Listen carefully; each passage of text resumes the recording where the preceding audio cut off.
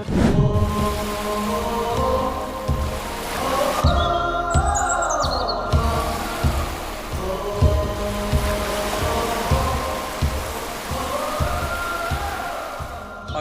pa lang namin ng bus ay matatanaw na agad yung lake na aming ding papasyalan ngayon. Ito ay dito pala to sa Gumsansa dito sa South Korea.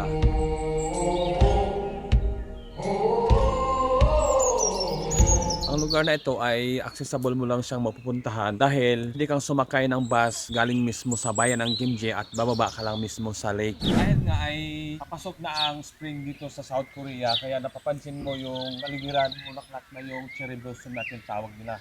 Ito yung mga pinakakaabangan na bulaklak sa South Korea.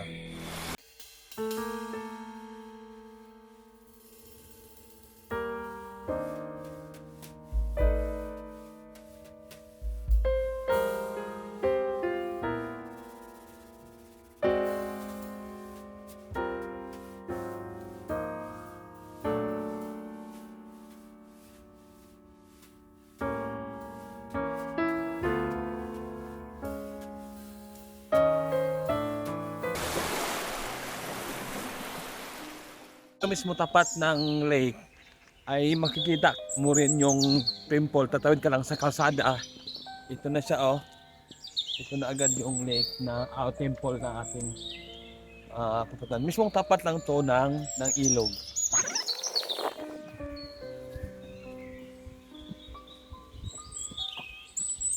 Ngayon ay sa tapat mismo ng ilog ay merong temple dito na napakaganda. Sobrang tahimik ng lugar. Grabe talaga ang ganda dito ng temple. Sa ganitong lugar, bawal talaga mag-apoy, magluto, magtapon ng mga basura. Yun talaga, kasi yung temple kasi dito, iniingatan talaga nila na pinipreserve para sa mga dating panahenerasyon ay mapanatiling maganda pa rin ang kapaligiran.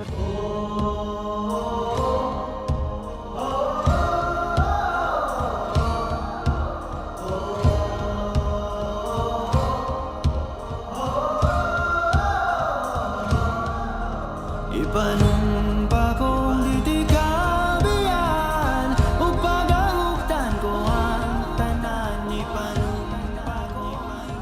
Ito kasi pasyalan to ng mga tao talaga, yung mga sun check. Yung buong ilog talaga ay pwede mo siyang ikutin. Oh, tingnan mo. Kung makikita mo lang doon sa pwede mo siyang libutin talaga. Ang ganda.